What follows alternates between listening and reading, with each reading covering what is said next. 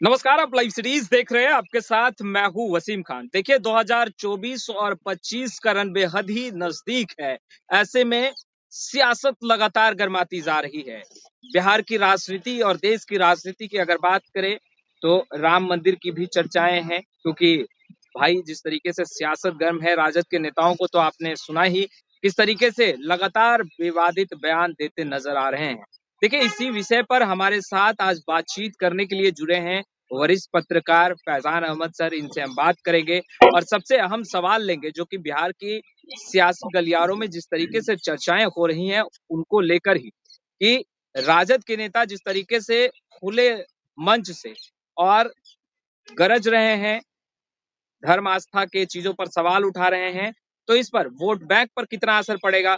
Faizan Ahmad sir, कैसे देख रहे हैं राजद के नेताओं का जिस तरीके से बयान निकलकर सामने आ रहा है एक कर एक, इन बयानों को कैसे देख रहे हैं सर? क्या क्योंकि 2024 लोकसभा चुनाव भी नजदीक है, इस पर असर पड़ेगा या नहीं? देखिए, एक चीज मतलब कोई नई बात नहीं हुई है।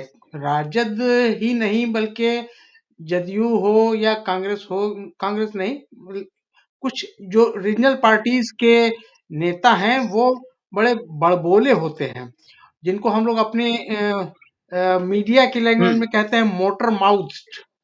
तो ये ऐसे मोटर माउथ लीडर होते हैं जो जी। अपनी पार्टी के लाइन से अलग हटकर वो कुछ इस तरह के बयान देते हैं, विवादित बयान देते हैं। हम्म। विवादित बयान देने का उनका एक ही मकसद होता है कि वो उनकी पब्लिसिटी हो, उनका बयान अखबारों में छपे, उनका बयान टीवी में आए, हम्म। हेडलाइंस में आए।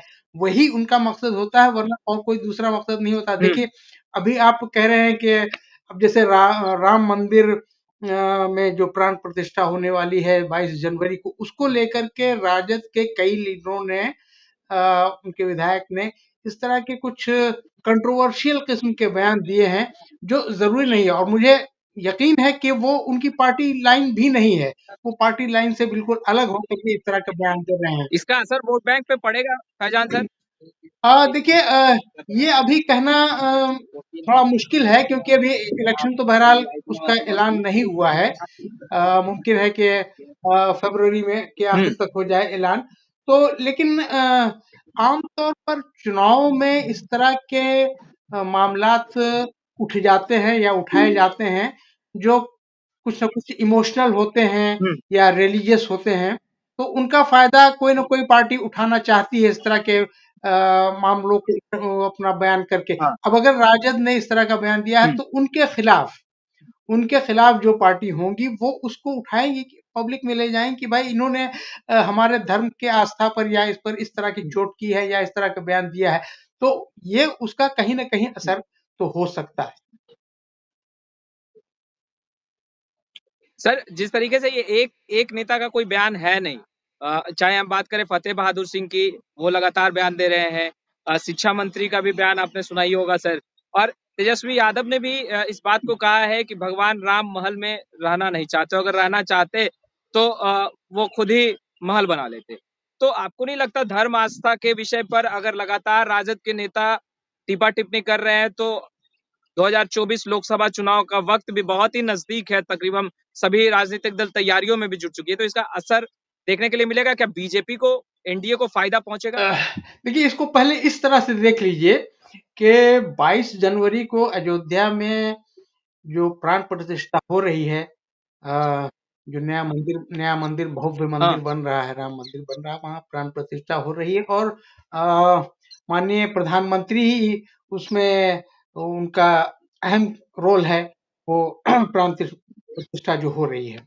हम्म। तो इसका तो देखिए, अब सभी हम्म। पार्टियां लगभग कहने लगी हैं। कांग्रेस ने भी कहा है, समाजवादी पार्टी ने भी कहा है कि ये आरएसएस और बीजेपी अपने सियासी मफाद के लिए और ये इलेक्शन को देखते हुए, इलेक्शन को हाँ।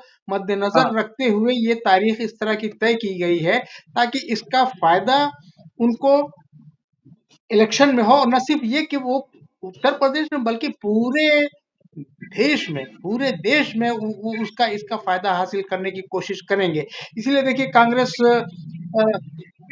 बिल्कुल, कांग्रेस ने आमंत्रण तो भी ठुकरा आमंत्रण दिया, भी ठुकरा समाजवादी दिया है। पार्टी ने भी आमंत्रण ठुकरा दिया। और यहाँ तक के उनके जो धार्मिक जो धर्माचार्य हैं, उन लोगों ने भी उसको ठुकराया और यही बात हम्म। कही है कि साहब ये जो है राजनीतिक एक खेल हो रहा है, इसका धर्म से संबंध नहीं है और इसको जो चुनाव होने वाला है उसके मद्देनजर इसको किया जा रहा है। आपने कहा कि राजनीति का खेल हो रहा है, तो बयानबाजियां भी तेज हैं, लगातार बयान निकलकर सामने आ रहे हैं, एक कर एक बयान जो है वो नए-नए बयान जो हैं वो निकलकर सामने आ रहे हैं। तो इस खेल में कौन पास नहीं होगा? देखिए, फैजान सर। राजनीतिक खेल ये मेरा बयान नहीं है, ये और जो दूसरी पार्टियां हैं या जो हैं जो मतलब अपोजिशन की जो पार्टियां हैं, कांग्रेस हो या समाजवादी पार्टी हो या राजद हो, ये वो लोग का कहना है, मतलब ये मैंने नहीं कहा है। हाँ, दूसरी बात ये कि हाँ। देखिए चुनाव में फायदा तो हुँ। बहरहाल इस जो पूरा प्रोग्राम चल रहा है अ, प्राण प्रतिष्ठा का, और इसको लेकर के देखिए पूरे देश में एक माहौल बनाया गया है जिसको कहा जाता है कि तो देश में राममय एक माहौल बनाया जा रहा है, तो बहरहाल इसका फायदा तो बीजेपी को होना ही है। हाँ। और इसकी काट, और देखिए हुँ। और सबसे बड़ी बात है कि यानी इसकी कि काट अपोजिशन के किसी भी पार्टी के पास नहीं है, क्योंकि वो राम मंदिर बन रहा है, उसकी कोई मुखालफत नहीं कर सकता है। बिल्कुल। तो आपको लग रहा है भगवान राम का आशीर्वाद 2024 लोकसभा चुनाव में बीजेपी को मिलने जा उसे रहा है? मिल सकता है, इसका अच्छा उसको फायदा मिल सकता है, इस जो प्राण प्रतिष्ठा का जो प्रोग्राम जो चल रहा है और उसकी वजह से, हाँ। क्योंकि देखिए हुँ। अयोध्या एक 92, तो 92 तो फ्लैश पॉइंट है, 92 के पहले से भी अयोध्या एक सेंटर ऑफ हाँ। कंट्रोवर्सी रही है और राजनीतिक खेल भी होते रहे हैं वहां उस हुँ। अयोध्या के नाम पर या राम मंदिर के नाम पर। हाँ। लेकिन 1992 के बाद जब वहां से बाबरी मस्जिद को डिमोलिश किया गया वहां, और उसके बाद फिर सुप्रीम कोर्ट का ऑर्डर हो गया, क्लियर ऑर्डर हो गया कि वहां जो जहां पर मंदिर थी उस हाँ। लैंड पर ही मंदिर बनेगा, तो वो मंदिर भी बन रहा है। तो इसका फायदा हाँ। पहले भी, यानी आप ये कह लीजिए कि जब श्री लाल कृष्ण आडवाणी जी ने अपना राम रथ निकाला था और उसमें भी बीजेपी को फायदा हुआ था, लेकिन हाँ। उसके बाद वो मामला कुछ इसलिए ठंडा पड़ गया था कि बीजेपी ने कोई बहुत ज्यादा इंटरेस्ट उसको राम मंदिर के मतलब तामीर में या उसको प्राण प्रतिष्ठा कराने के लिए, रामलला के लिए नया मंदिर बनाने के बहुत ज्यादा उसमें कोई रोल बीजेपी का नहीं रहा, तो शायद पार्टियां उससे ज्यादा, पब्लिक को उससे थोड़ा हताशा हुई होगी कि भाई हमने तो राम मंदिर के नाम पर या अयोध्या के नाम पर वोट दिया था, लेकिन इन लोगों ने कुछ किया नहीं। बहरहाल ये पिछले 2-3 सालों से, खासतौर से सुप्रीम कोर्ट के ऑर्डर के बाद से जो कुछ भी हुआ है, तो मुझे लगता है कि इसका इस बार फिर फायदा हाँ। बीजेपी को कुछ हो सकता है। फैजान सर, आपने बिहार के साथ-साथ देश की राजनीति को भी बहुत करीब से देखा है, जाना है, परखा है। ऐसे में जिस तरीके से राम मंदिर प्राण प्रतिष्ठा को लेकर के आमंत्रण कांग्रेस की तरफ से ठुकराया गया, बीएसपी की तरफ से ठुकराया गया, आपको लग रहा है कि इसका खामियाजा जो है वो चुनावी मैदान में भुगतना पड़ सकता है कांग्रेस को और जो अन्य जो विपक्ष की पार्टियां हैं जो आमंत्रण ठुकरा रही है? आपको नहीं लग रहा लोगों एक मास वोट जो है और खास तौर पर धर्म आस्था की अगर देखिए बात मैंने करें तो तो उनसे कहा जुड़ा हुआ है? कि इस जो भी प्रोग्राम चल रहा है और प्राण प्रतिष्ठा का जो भी प्रोग्राम चलेगा हो जाएगा 22 जनवरी के बाद, इसका फायदा तो बीजेपी को होगा ही।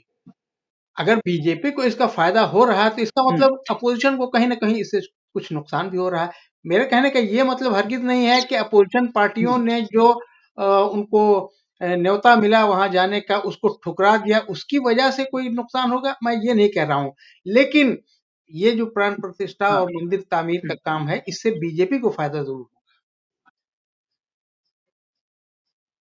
एक एक आखिरी सवाल, जिस तरीके से लगातार बिहार में जो सत्ता चल रही है यानी कि महागठबंधन की सरकार जो चल रही है वो कह रही है कि भाई अ, अब भगवान की बात ना करें, अब रोजगार की बात करें, मुद्दे की बात करें और जनता भी यही सुनना चाहती है, देखना चाहती है कि किसने कितना काम किया। केंद्र सरकार पूरी तरीके से विफल रही है, ऐसा महागठबंधन और इंडिया गठबंधन के तमाम घटक दल के नेताओं का कहना है।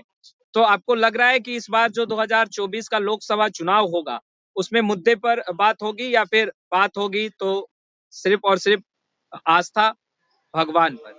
देखिए कोई भी चुनाव होता है तो उसमें बहुत तरह के मामले उठते हैं, बहुत तरह के इश्यूज होते हैं, जिसमें कुछ नेशनल लोकल इश्यूज भी होते हैं, नेशनल इश्यूज भी हाँ होते हैं, इवन कि इंटरनेशनल इश्यूज भी होते हैं, खासतौर से लोकसभा के इलेक्शन में बड़े बड़े इश्यूज भी होते हैं।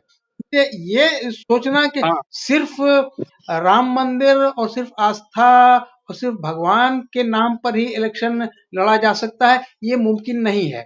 अपोजिशन पार्टियां अगर ये कह रही हैं कि और भी इश्यूज हैं, हाँ। वो जो भी हो, हम्म। समाज से रिलेटेड हो या वो उनके गांव से रिलेटेड हो या देश से रिलेटेड हो, वो जो भी इश्यूज हैं वो भी उतने ही मजबूत और बड़े इश्यूज हैं और उन पर भी ध्यान देने की जरूरत है, उनको भी उठाना जरूरी है। इसलिए मुझे लगता है कि जनता भी सिर्फ आस्था के नाम पर वोट नहीं देगी। आस्था है, ठीक है, वो उसके नाम पर उसको हमदर्दी हो सकती है, वो सिंपैथी उसको बीजेपी के साथ हो सकती है कि भाई बीजेपी ने ये काम किया जो शायद अब कहा जा रहा है कि सैकड़ों साल से वो पेंडिंग पड़ा हुआ था, तो वो काम हो रहा है। लेकिन इसका मतलब ये नहीं जी। है कि धर्म के नाम पर, आस्था के नाम पर और दूसरे चाहे बेरोजगारी हो या प्राइस राइज हो, इसको इनकार नहीं किया जा सकता है। और कोई भी पार्टी हो, चाहे वो बीजेपी क्यों ना हो, ये सारे जो इश्यूज हैं उनसे इनकार नहीं कर सकती है और इन इश्यूज से भी उसको चुनाव में जूझना पड़ेगा। जिस तरीके से बयानबाजियों का दौर तेज है, फैजान सर, आपको लगता है कि विपक्ष जो है जो अब तक डैमेज हुआ है बयानों के जरिए, जिस तरीके से वोट बैंक पर थोड़ा सा खतरा मंडराता नजर आ रहा है, आपको लग रहा है कि विपक्ष इसे डैमेज कंट्रोल कर पाएगी? अभी कुछ वक्त है चुनाव में, समझिए कि 2 महीना अगर वक्त है, तो इस पीरियड में अपोजिशन पार्टियों का क्या स्ट्रेटेजी होती है, क्या चुनावी उनकी रणनीति बनती है, उस पर बहुत कुछ डिपेंड करेगा। वैसे मुझे ये नहीं लगता है कि दो चार छोटे नेताओं के कुछ बयान से किसी भी पार्टी पर कोई बुरा असर पड़ता। तो आपने सुना, देखिए 2024 लोकसभा चुनाव और उसके तुरंत बाद यानी 2025 में बिहार विधानसभा का भी चुनाव है। उससे पहले सियासत गर्म है, बयानबाजियों का दौर तेज है और हम बात कर रहे थे कि राजद को कितना महंगा पड़ सकता है राम का, यानी भगवान राम का मुद्दा छेड़ना, उस पर बयान देना और लगातार धर्म आस्था की चीजों पर जिस तरीके से राजद के नेता बयान दे रहे हैं। और अब तो कांग्रेस ने भी आमंत्रण ठुकरा दिया है जो राम मंदिर का प्राण प्रतिष्ठा होना है। खैर, फैजान सर हमसे जुड़े थे, उन्होंने तमाम बातें काफी बारीकियों से बताई है। फैजान सर, आपका भी बहुत बहुत शुक्रिया, आप लाइव स्ट्रीम से जुड़े। शुक्रिया। इसी तरह की तमाम तस्वीरें लगातार हम अपडेट करते रहेंगे और पल पल की जानकारी आप तक पहुंचाते रहेंगे। खैर, अब तक आपने हमारे चैनल को सब्सक्राइब नहीं किया है, तुरंत सब्सक्राइब कर ले। आपका बहुत बहुत शुक्रिया।